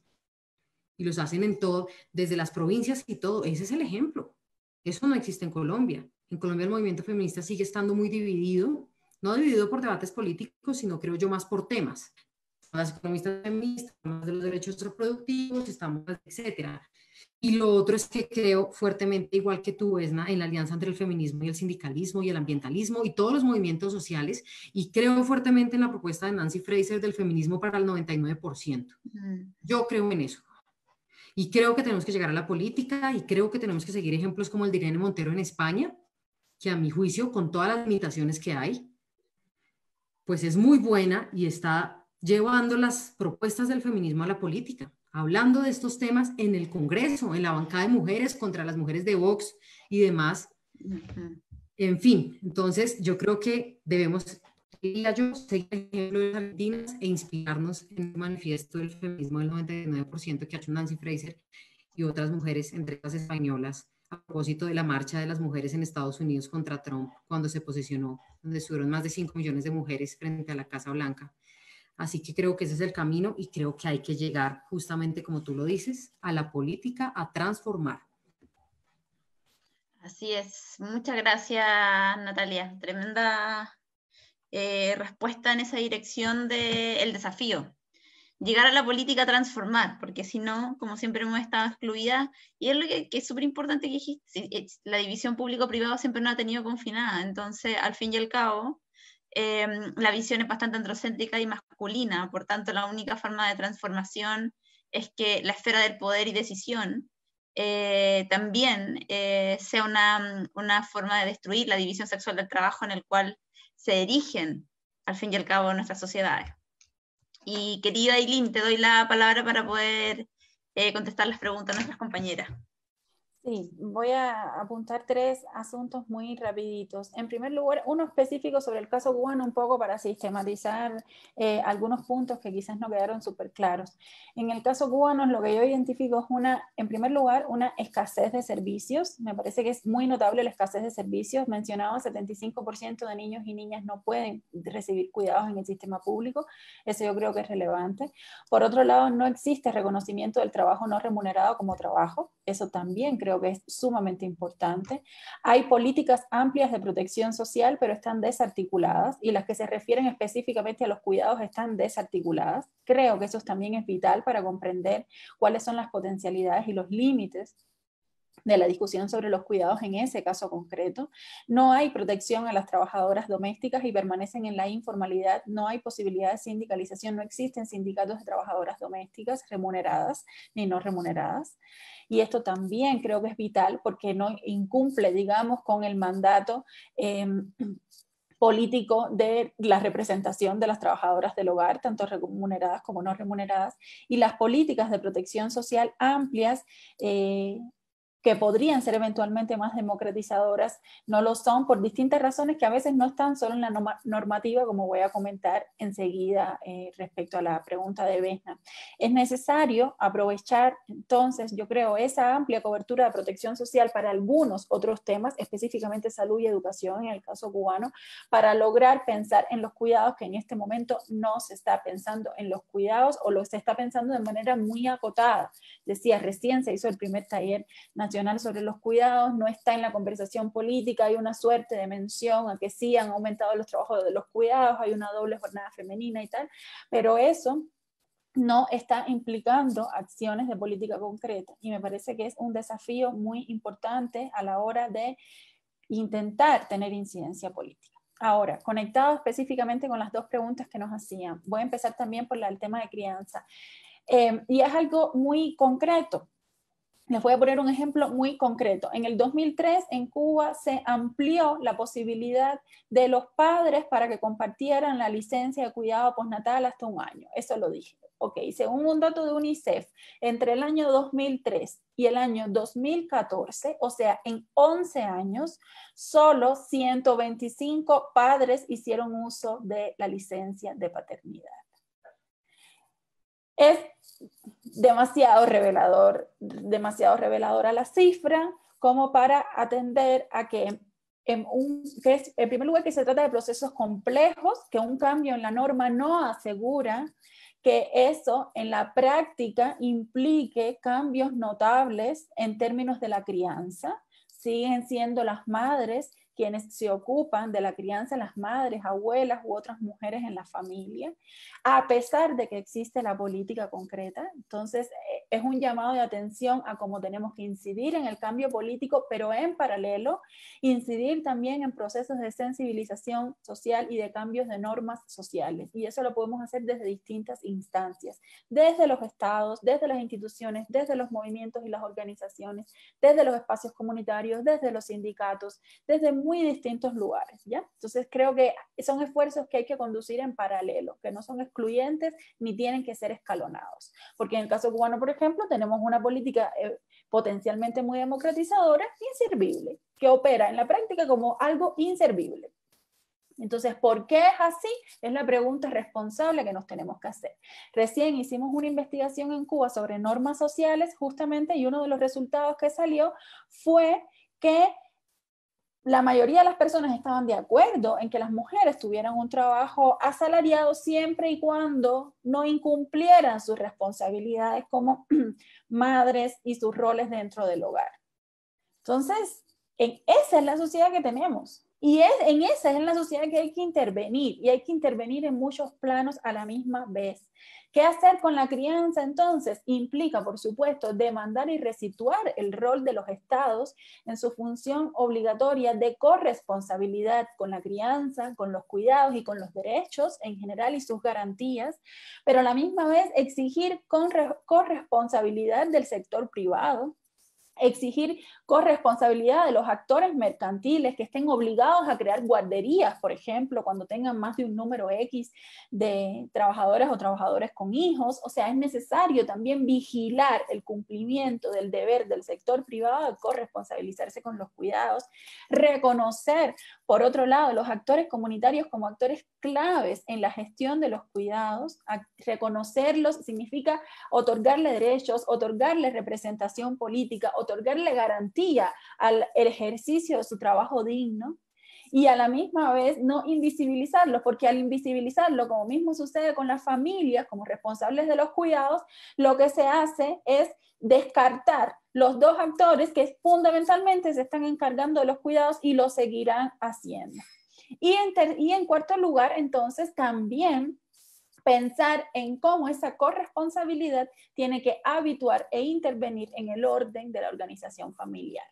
¿Ya? Entonces, asegurar la corresponsabilidad hacia afuera de las familias, hacia dentro de las familias, es la discusión feminista que hemos tenido durante mucho tiempo. Y por último, respecto a lo que comentaba Vesna, de cómo avanzar, se conecta un poco con lo que estaba diciendo hasta ahora, me parece que es vital incidir en las normas sociales, es imprescindible incidir en las normas sociales desde muy distintos frentes, impulsar políticas públicas de peso e integrales. A veces se trata, el otro día conversábamos en el espacio con Natalia, con una compañera de Uruguay que decía, en un punto se trató de el sistema integral de cuidado se trató de una reorganización de cosas que ya existían, que no significa solo renombrarlas, sino significa repensarlas, pero incluso con los mismos recursos que ya estaban destinados a ellas, ni siquiera a veces implica mayor cantidad de recursos. Entonces, pensar y empujar políticas públicas densas y sólidas.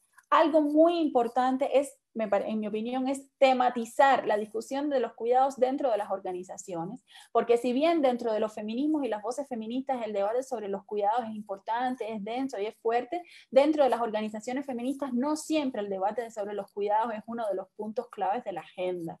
Y a veces no podemos interconectar, por ejemplo, la discusión sobre la violencia, sobre las violencias de distinto tipo, con la discusión sobre los cuidados. Me parece que hay que tematizarlo también dentro de las organizaciones. Creo que eso es un camino potente para poder avanzar. Pensar a los cuidados como un problema público, politizarlo, politizar el espacio doméstico. Y no permitir que el espacio doméstico sea un espacio privado, porque no es lo mismo. Espacio doméstico y espacio privado no se trata de lo mismo. Lo que se ha querido es que se privatice el espacio doméstico, pero una empresa privada puede ser tan privada como el hogar. De lo que se trata es de politizar todos los espacios, tanto los públicos como los privados, como los domésticos, y desprivatizar los espacios públicos y los espacios domésticos. Entonces, me parece que la discusión sobre los cuidados tiene que tener una relación fundamental con la discusión sobre lo público. Primero, porque es un asunto público, y segundo, porque solo se va a asegurar la corresponsabilidad integrando la conversación sobre los cuidados a la demanda de expansión de lo público, de los sistemas públicos, de los lugares públicos donde podamos ejercer política todos y todas. Y finalmente, algo que también me parece fundamental es intentar que esta discusión tan fecunda, tan densa y tan prolija sobre los cuidados que está teniendo lugar en la pandemia no se agote una vez que pase la emergencia sanitaria. Porque lo que va a suceder cuando pase la emergencia sanitaria es que una parte importante de los gobiernos, si no todos, van a intentar implantar una agenda de salvar la economía, y eso va a significar obscurecer y descartar debates sociales fundamentales que están teniendo lugar en el contexto de la pandemia, y uno de ellos, que tiene un lugar sumamente central, es la discusión sobre los cuidados. Entonces, no permitir que se agote el debate, más bien seguir impulsando el debate en las condiciones en las que haya también en la pospandemia, y asegurarnos también que la discusión sobre los cuidados habite y constituya los programas de economía política que se van a implementar en cada uno de nuestros países una vez que pase el pico de la emergencia sanitaria.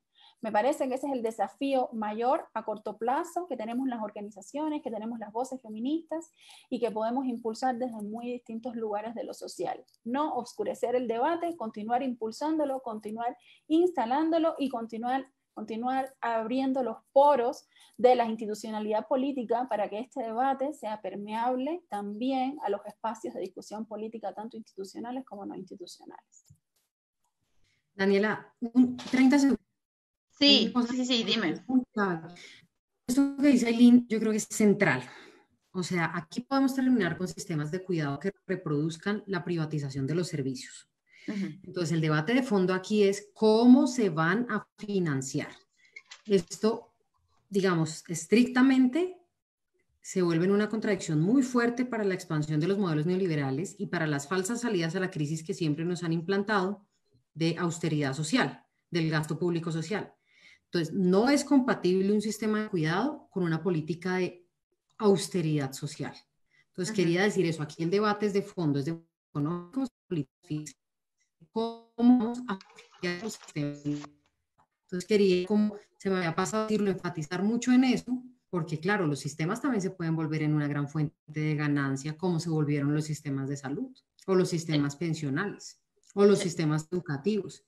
Entonces creo que ese es ahora nuestro mayor reto, y por eso digo, si el feminismo no está en la calle, no solo ya no va a haber debate, como dice Aylin, que es un riesgo, sino que esto se puede volver en una salida a la crisis, pero ¿para quiénes?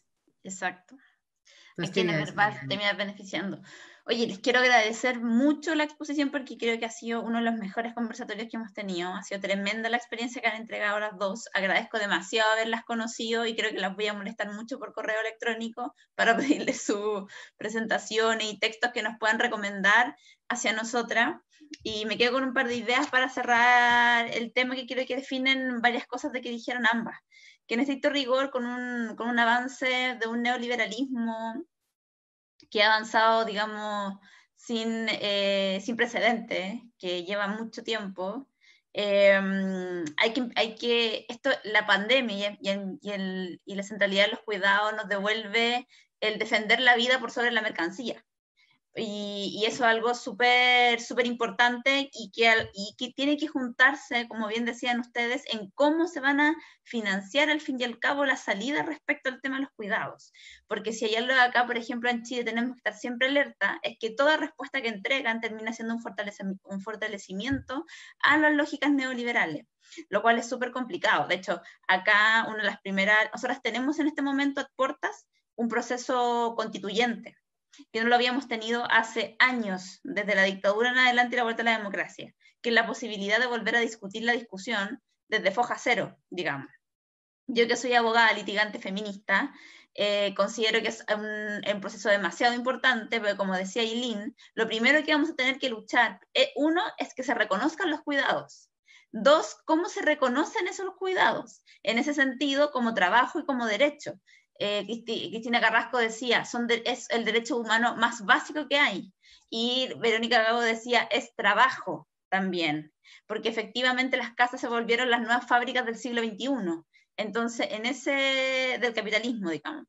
Entonces vamos a tener que pelear de una manera súper importante, porque también hay salidas que les convienen mucho a los estados. Por ejemplo, para Chile, que la pobreza la mantiene y la subsidia con bonos, va a ser mucho más fácil proponer, como para querer acallar el movimiento feminista, salarios, digamos, entre comillas, que serían otros tipos de bonos, a todas las mujeres dueñas de casa en las casas, para que se queden en las casas haciendo el trabajo, en vez de pensar en una socialización del cuidado, que sería desprivatizar los cuidados, desfeminizar los cuidados, y volverlo al fin y al cabo una responsabilidad pública. Y ahí recién entrar a discutir efectivamente su salario o no. Pero yo podría apostar lo que sea de que van a poner primero salario a las dueñas de casa antes de pensar en una socialización y desprivatización de los mismos.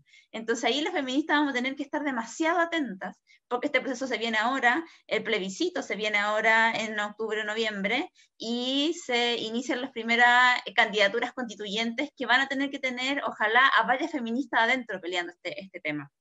Y con eso, bueno, me quedo mucho con todo lo que señalaron. Creo que una de las demandas más importantes que señalaba acerca del tema de los cuidados, que tienen las mujeres tan en una mayor explotación, es que parece que liberar tiempo libre termina siendo una demanda muy revolucionaria, puesto que en el caso de nosotras, el tiempo libre, a propósito de los cuidados, digamos, es una mera abstracción nomás, pues. No es algo que realmente pueda ser algo verídico. Entonces, en ese sentido, les quiero agradecer mucho esta exposición, y quiero terminar con una última idea que le hemos dado vuelta. Nosotras creemos que que no sirve exclusivamente en las constituciones declarar, o sea, la pelea va a ser primero declarar y que se reconozca como derecho y trabajo, pero pasa mucho, y en particular en Latinoamérica, y si uno estudia las constituciones, de que quedan como derechos meramente declarativos, pero que en estricto rigor no tienen soporte institucionales que los hagan efectivos como derechos. Entonces creemos que hay que reconstruir una institucionalidad que parta de la solidaridad, de que piense efectivamente un sistema de cuidado mucho más amplio, que parta efectivamente desde las casas, digamos, pero que siga con educación, que siga también con el tema de la salud, y que siga con la vejez. Y voy a terminar con esta última idea. La Cristina Carrasco hace poco nos decía, ¿de qué le sirve partir pensando la salud nuevamente después de su colapso? ¿De qué le sirve pensar exclusivamente la vejez? Porque la población se está envejeciendo, porque si no tienen los cuidados primero, ese niño, niña o niñe no va a llegar ni a la educación, ni al trabajo, ni a la vejez, ni a nada, porque sin cuidado te mueres. Al fin y al cabo es lo más básico que hay. Entonces les quiero agradecer mucho, me quedo con esa idea y agradezco que tengamos un diálogo a este nivel en Latinoamérica, y un fortalecimiento de nuestro movimiento, que a pesar de que estamos en pandemia más sobreexplotadas, estamos muy alerta, entendiendo que los desafíos van avanzando y que hay un movimiento feminista contemporáneo que cada día se refuerza más y cada día es más masivo. Muchas gracias a nombre de la Fundación Ever, y muchas gracias a nombre de la Fundación Nodo 21. Un gusto conocer las compañeras. Gracias Camila, gracias Vesna, y con esto terminamos uno de los terceros diálogos de la crisis de los cuidados a nivel regional. Que estén muy bien.